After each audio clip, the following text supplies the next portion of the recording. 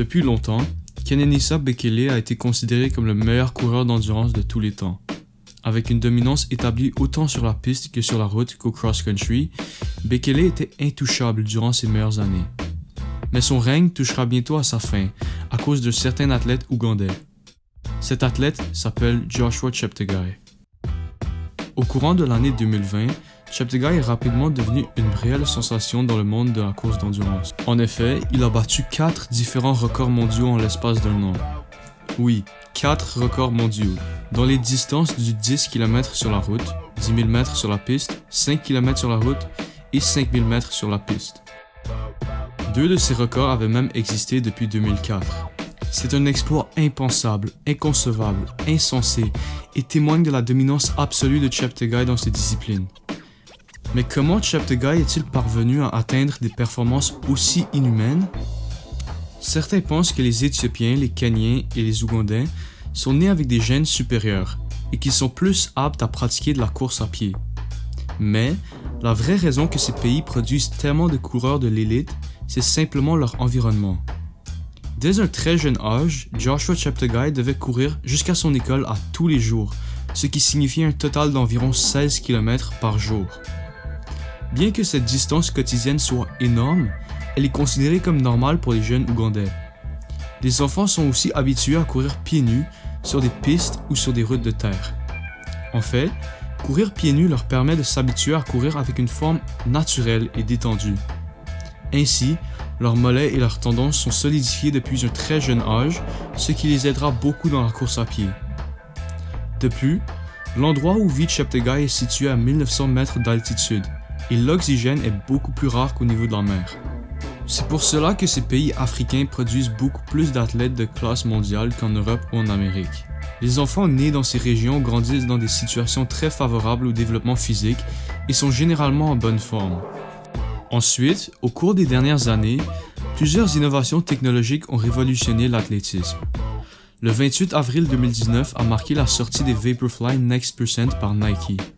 Cette chaussure est dotée d'une plaque en fibre de carbone pratiquement enterrée au centre de 36 mm de mousse. Cette conception a pour but de retourner l'énergie au coureur et de réduire la force à exercer par les mollets. Résultat, ces souliers peuvent abaisser le temps d'un coureur de 4% en moyenne. 4% ne semble pas beaucoup, mais ce petit chiffre fait toute la différence sur des longues distances. À ce point-ci, vous l'avez probablement deviné. Cheptegei a porté ses chaussures pour ses 2 records sur la route. Ses 2 autres records sur la piste ont également été assistés, mais d'une différente manière. Durant ces 2 courses, Cheptegei suivait des lumières autour de la piste. Ces lumières circulaient à un rythme fixe, celui du record mondial précédent.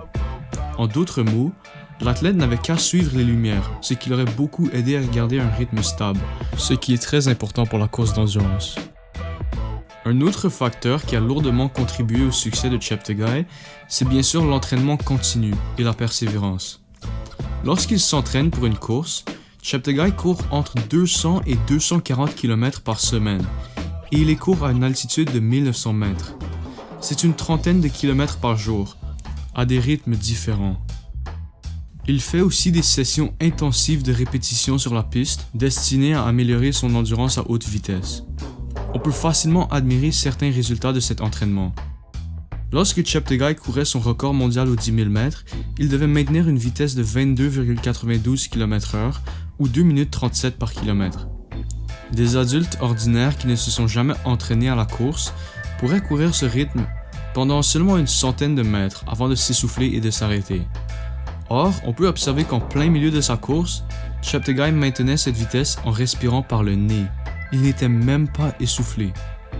Un autre élément qui a été fruit de l'entraînement de Cheptegei, c'est son économie de course et la souplesse de sa forme. Mesurant seulement 1,67 m ou 5 pieds 6, cet athlète a facilement la même longueur de foulée qu'un homme qui mesurerait 20 à 30 cm de plus que lui. Cheptegei est clairement l'un des meilleurs, sinon le meilleur coureur d'endurance présentement. Mais s'il veut devenir le meilleur de tous les temps, il doit pouvoir maintenir ou améliorer ses performances dans les années à venir. À mon avis, ça ne sera pas un problème pour lui, parce qu'il a clairement assez de détermination pour atteindre ses buts.